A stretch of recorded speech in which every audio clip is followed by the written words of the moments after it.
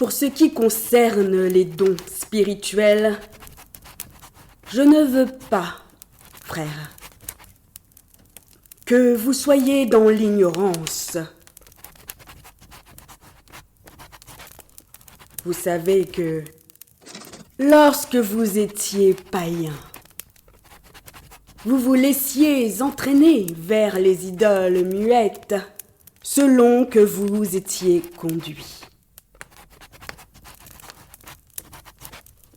C'est pourquoi je vous déclare que nul, s'il parle par l'Esprit de Dieu, ne dit « Jésus est anathème » et que nul ne peut dire « Jésus est le Seigneur » si ce n'est par le Saint-Esprit. Il y a diversité de dons, mais le même esprit. Diversité de ministères, mais le même Seigneur. Diversité d'opérations, mais le même Dieu qui opère tout en tous.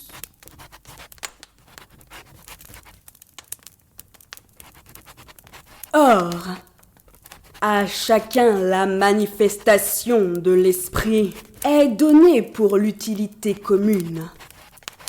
En effet, à l'un est donnée par l'esprit une parole de sagesse, à un autre une parole de connaissance, selon le même esprit,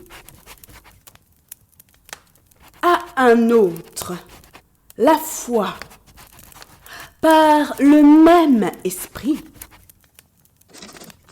à un autre le don des guérisons, par le même esprit, à un autre le don d'opérer des miracles, à un autre la prophétie, à un autre le discernement des esprits, à un autre la diversité des langues, à un autre l'interprétation des langues.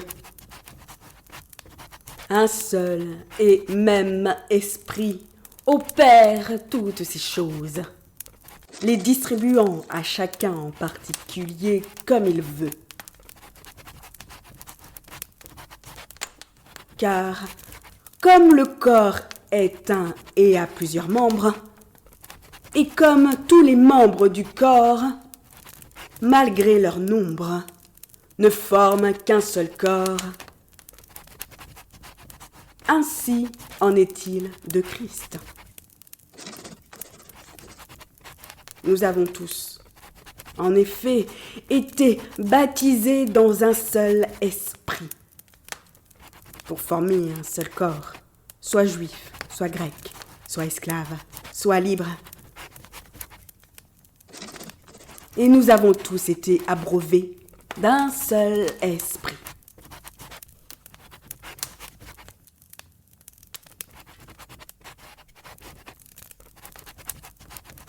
Ainsi, le corps n'est pas un seul membre, mais il est formé de plusieurs membres. Si le pied disait « Parce que je ne suis pas une main, je ne suis pas du corps », ne serait-il pas du corps pour cela? Et si l'oreille disait « Parce que je ne suis pas un œil, je ne suis pas du corps », ne serait-elle pas du corps pour cela? Si tout le corps était œil, où serait l'ouïe? S'il était tout ouïe, où serait l'odorat? Maintenant, Dieu a placé chacun des membres dans le corps comme il l'a voulu.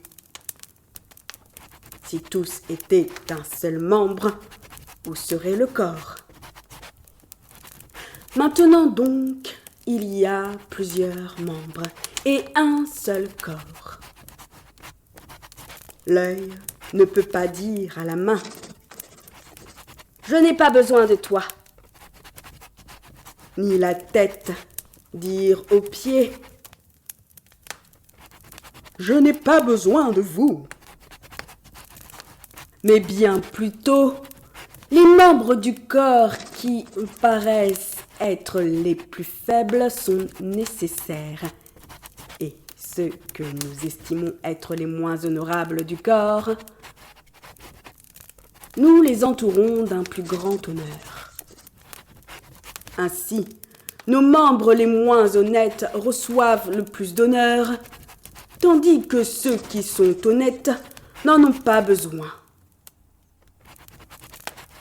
Dieu a disposé le corps de manière à donner plus d'honneur à ceux qui en manquaient, afin qu'il n'y ait pas de division dans le corps, mais que les membres aient également soin les uns des autres. Et si un membre souffre, tous les membres souffrent avec lui. Si un membre est honoré, tous les membres se réjouissent avec lui.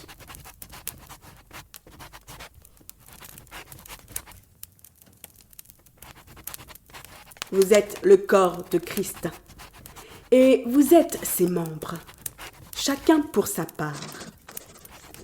Et Dieu a établi dans l'Église, premièrement des apôtres, secondement des prophètes, troisièmement des docteurs, ensuite ceux qui ont le don des miracles, puis ceux qui ont les dons de guérir, de secourir, de gouverner, de parler diverses langues.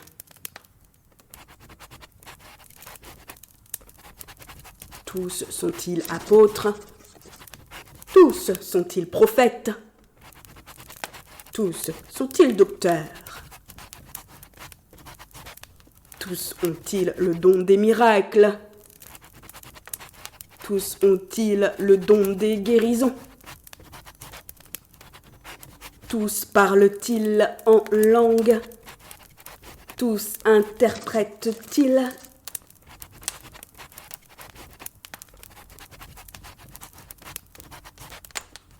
Aspirez aux dons les meilleurs, et je vais encore vous montrer une voie par excellence.